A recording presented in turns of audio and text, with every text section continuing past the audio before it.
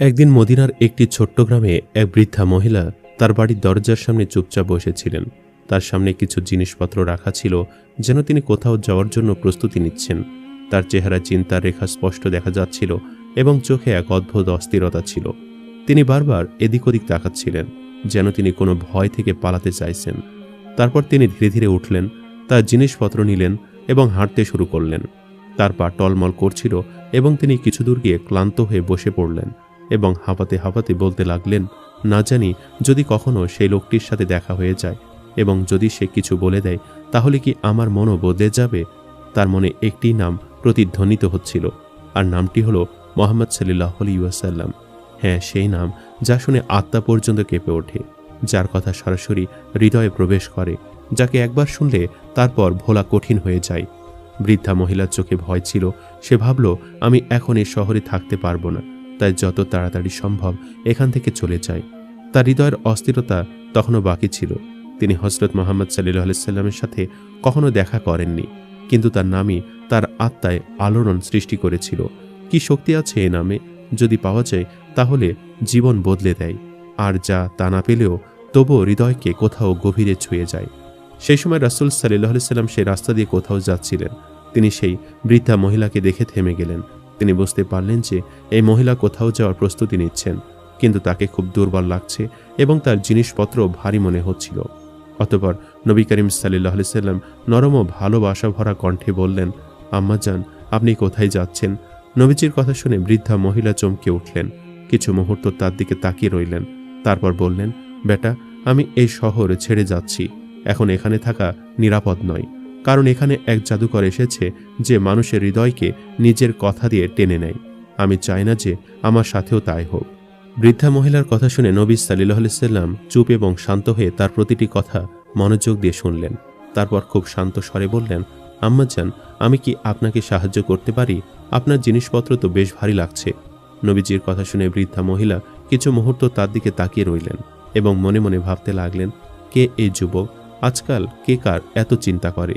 কিছুক্ষণ ভেবে বললেন, বেটা, যদি তুমি আমার এই জিনিসপত্র মাথায় তুলে দাও তাহলে আমার অনেক সাহায্য হবে। বৃদ্ধের কথা শুনে নবী সাল্লাল্লাহু আলাইহি সাল্লাম হাসলেন, এগিয়ে গেলেন এবং জিনিসপত্র তুলতে লাগলেন। সত্যি জিনিসপত্র খুব ভারী ছিল। তিনি অনুভব করলেন যে এই বয়সে এ আম্মা এটি তুলে কোথাও যেতে পারবেন না। তাই তিনি খুব নরমভাবে বললেন, আম্মাজান, আপনার বোঝা তো সত্যিই ভারী এবং আপনিও এখন বৃদ্ধা হয়ে গেছেন। যদি আপনি অনুমতি দেন তাহলে কি আমি আপনাকে আপনার ঠিকানায় পৌঁছে দেব? কিন্তু বৃদ্ধা মহিলা একদম আশ্চর্য হয়ে গেলেন এত ভদ্র, এত দয়ালু ছেলে দেখে। তিনি কিছুক্ষণ চুপ রইলেন। তারপর গভীর শ্বাস নিয়ে বললেন, বেটা, এর চেয়ে আর কি মেহেরবানি হতে পারে? তখন আল্লাহ রাসূল মুহাম্মদ সাল্লাল্লাহু আলাইহি সাল্লাম সেই ভারী বোঝা নিজের কাঁধে তুলে নিলেন এবং ধীরে ধীরে সেই মহিলার সাথে হাঁটতে লাগলেন। বৃদ্ধা মহিলা ক্লান্ত ছিলেন, তাই হাঁপাচ্ছিলেন। হাঁটতে হাঁটতে তিনি নবীজির দিকে তাকালেন এবং বললেন, বেটা, আমি তোমাকে একটা কথা বলি। তুমি যদি বুদ্ধিমান হও তাহলে এই শহর ছেড়ে দাও। এখানে এক খুব বিপজ্জনক জাদুকর এসেছে। তার নাম হলো মুহাম্মদ সাল্লাল্লাহু আলাইহি সাল্লাম। সে বলে যে সে নাকি নবী, আমাদের দেবতাদের সম্পর্কে মিথ্যা বলে এবং মানুষকে পথভ্রষ্ট করে। বৃদ্ধা মহিলার কথা নবীজি চুপচাপ শুনতে থাকলেন, কিন্তু কোনো জবাব দিলেন না। চেহারায় শুধু শান্তি শান্তি ছিল। কিছুক্ষণ পর মহিলা আবার বললেন, তার কথায় এমন জাদু আছে যে যে একবার শুনে নেয় সে তারই হয়ে থাকে। না জানি কত লোক তার জালে ফেসে গেছে। আমি সারা জীবন নিজের দেবতাদের পূজা করেছি। আমি চাই না যে এই বয়সে আমার ঈমান টলমল করুক। আমার পূর্বপুরুষরা যেমন জীবন কাটিয়েছেন আমিও তেমনই বাঁচতে চাই। তাই মুহাম্মদ সাল্লাল্লাহু আলাইহি সাল্লামের কথায় এসে পথভ্রষ্ট হতে চায় না। আমি তোমাকেও বোঝাচ্ছি, বেটা, তার থেকে দূরে থাকো। পুরো রাস্তা ধরে সে বৃদ্ধা মহিলা এই যুবককে শুধু একটি কথায় বোঝাতে থাকলেন, কিন্তু সেই যুবক কিছুই বললেন না। অতঃপর দীর্ঘ সফরের পর তারা দুজনে গন্তব্যে পৌঁছালেন। যুবক ধীরে ধীরে বৃদ্ধার জিনিসপত্র নিচে রাখলেন, এত সাবধানে যেন তার কোনো কষ্ট না হয়। তারপর চুপচাপ ফিরে যেতে লাগলেন। তখন বৃদ্ধা মহিলা আশ্চর্য হয়ে গেলেন এবং বললেন, বেটা, একটা কথা তো বলো যে তুমি কে? তুমি তো নিজের নামও বলনি। এত বোঝা তুললে, এত সাহায্য করলে, আমি তো সবাইকে বলবো যে আজ আমাকে রাস্তায় একজন ফেরেশতা সাহায্য করেছিল। বৃদ্ধার কথা শুনে যুবক হালকা হাসলেন এবং বললেন, আম্মা, নাম জেনে কি করবে? আপনার কাজ তো হয়ে গেছে, এটাই যথেষ্ট। কিন্তু বৃদ্ধার জেদ ধরে বসে রইলেন। না বাবা, আমি জানতে চাই তুমি এত ভালো, এত ভদ্র, এত বিনয়ী, আমাকে তোমার নাম অবশ্যই জানতে হবে। যুবক কিছুক্ষণ চুপ করে রইল। তারপর খুব নরম স্বরে বলল, আম্মা, যাকে আপনি সারা রাস্তা গালি দিচ্ছিলেন, যাকে আপনি জাদুকর, মিথ্যাবাদী, প্ররোচনাকারী বলছিলেন, আমি সেই ব্যক্তি, আমি মোহাম্মদ সাল্লাল্লাহু আলাইহি সাল্লাম। এই কথা শুনে বৃদ্ধা মহিলা যেন স্তব্ধ হয়ে গেলেন। ঠোঁট কাঁপতে লাগলো, চোখ বড় হয়ে গেল এবং গলা শুকিয়ে গেল এবং বলল, তুমি মোহাম্মদ সাল্লাল্লাহু আলাইহি সাল্লাম? রাসূলুল্লাহ সাল্লাল্লাহু আলাইহি সাল্লাম মুচকি হেসে মাথা নিচু করলেন এবং বললেন, হ্যাঁ আম্মা, আমি মোহাম্মদ। নবীজির মুখে এমন কথা শুনে বৃদ্ধা যেন থমকে গেল। তার মনে পড়তে লাগলো কিভাবে তিনি তাকে অপমান করেছিলেন, কি না বলেছিলেন, আর সেই মানুষটি একটিও জবাব না দিয়ে, কোনো অভিযোগ না করে শুধু তার বোঝা বহন করে গেলেন। প্রতিটি কথা চুপচাপ শুনলেন। অতঃপর বৃদ্ধার চোখ থেকে অশ্রু ঝরতে লাগলো। কাঁপতে কাঁপতে রাসূলুল্লাহ সাল্লাল্লাহু আলাইহি সাল্লামের কাছে ঝুঁকে পড়লেন। নিজের 2 হাত তার পায়ের উপর রেখে হাউমাউ করে কাঁদতে লাগলেন। আমি সারা রাস্তা তোমাকে গালি দিয়েছি, তোমার অপমান করেছি, আর তুমি একবারও কিছু বলনি এবং উল্টো আমাকে সাহায্য করেছ, আমার বোঝা বহন করেছ। আমি কি বোঝা উচিত ছিল না যে একজন সত্যিকারের মহান মানুষ এমনই হয়? রাসূলুল্লাহ সাল্লাল্লাহু আলাইহি সাল্লাম অত্যন্ত নম্রভাবে বললেন, আম্মাজান, আপনি যা বলেছেন আপনি তো জানতেন না। যে জানে না তাকে যদি ধৈর্য ধরে বোঝানো হয় তাহলে একদিন সে অবশ্যই সত্যকে চিনতে পারে। বৃদ্ধা মহিলার কান্না থামছিল না। তারপর গভীর বেদনা নিয়ে বললেন, আমাকে মিথ্যা শেখানো হয়েছিল, এখন আমি বুঝেছি তুমি সত্যবাদী, তুমি ন্যায়পরায়ণ, তুমি অবশ্যই আল্লাহর প্রেরিত রাসূল। তারপর তিনি কাঁপানো স্বরে কিন্তু পূর্ণ বিশ্বাসে বললেন, আমি সাক্ষ্য দিচ্ছি যে আল্লাহ ছাড়া কোনো উপাসনার যোগ্য নেই, এবং আমি সাক্ষ্য দিচ্ছি যে তুমি মুহাম্মদ সাল্লাল্লাহু আলাইহি ওয়াসাল্লাম আল্লাহর প্রেরিত রাসূল। আর তারপর তিনি মুসলমান হয়ে গেলেন। সুবহানাল্লাহ। একদা নবী করিম সাল্লাল্লাহু আলাইহি সাল্লাম তার সাহাবীদের মাঝে উপবিষ্ট ছিলেন। সবাই নীরবতা ও শ্রদ্ধার সাথে বসেছিলেন। সকলে মুহাম্মদ সাল্লাল্লাহু আলাইহি সাল্লামের কথা শুনছিলেন এবং হৃদয়ে নূর সঞ্চয় করছিলেন। হঠাৎ দূর থেকে ধুলো উড়তে দেখা গেল এবং সবার চোখ সেদিকে পড়ল। একটি উট পূর্ণ গতিতে দৌড়ে আসছিল। মনে হচ্ছিল যেন তাকে কোনো বড় বিপদ ঘিরে ধরেছে এবং সে কোনো আশ্রয় খুঁজছে। সে শয্যায় সে নবী করিম সাল্লাল্লাহু আলাইহি সাল্লামের কাছে থামল। তারপর ধীরে ধীরে মাথা নিচু করে মুহাম্মদ সাল্লাল্লাহু আলাইহি সাল্লামের কানের কাছে যেতে লাগলো, যেন উটটি কোনো গোপন কথা প্রকাশ করবে। তখন মুহাম্মদ সাল্লাল্লাহু আলাইহি সাল্লাম স্নেহ ভরে বললেন, শান্ত হও, যদি তুমি সত্যবাদী হও তাহলে তোমার সত্য তোমাকে উপহার দেবে, এবং যদি মিথ্যাবাদী হও তাহলে সে মিথ্যার শাস্তি পাবে। নিঃসন্দেহে যে আমাদের আশ্রয় আসে, আল্লাহ তাআলাও তাকে নিরাপত্তা দেন, এবং আমাদের আঁচলে আশ্রয় গ্রহণকারী কখনো ব্যর্থ হয় না। সাহাবীরা এই দৃশ্য বিস্ময় নিয়ে দেখছিলেন। তখন একজন সাহাবী আরজ করলেন, ইয়া রাসূলুল্লাহ সাল্লাল্লাহু আলাইহি ওয়াসাল্লাম, এই উটটি কি বলছিল? মুহাম্মদ সাল্লাল্লাহু আলাইহি সাল্লাম বললেন, এটি বলছে যে এর মালিকরা এটিকে জবাই করে এর মাংস খাওয়ার ইচ্ছা করেছিল, তাই এটি তাদের কাছ থেকে পালিয়ে এসেছে এবং এটি আমার কাছে সাহায্য চেয়েছে। এমন সময় হঠাৎ বাগানের দরজার দিক থেকে শব্দ শোনা গেল। দেখা গেল কয়েকজন লোক দ্রুত দৌড়ে আসছে। তাদের মুখ ঘামে ভেজা ছিল এবং শ্বাস প্রশ্বাস দ্রুত চলছিল। উটটি তার মালিকদের আসতে দেখে দ্রুত ঘাবড়ে গিয়ে আবার নবী করিম সাল্লাল্লাহু আলাইহি সাল্লামের পবিত্র মাথার কাছে চলে গেল। সে ঘাড় নিচু করে নবীজির পেছনে এমনভাবে লুকোতে লাগলো যেমন শিশু তার মায়ের আঁচলে আশ্রয় নেয়।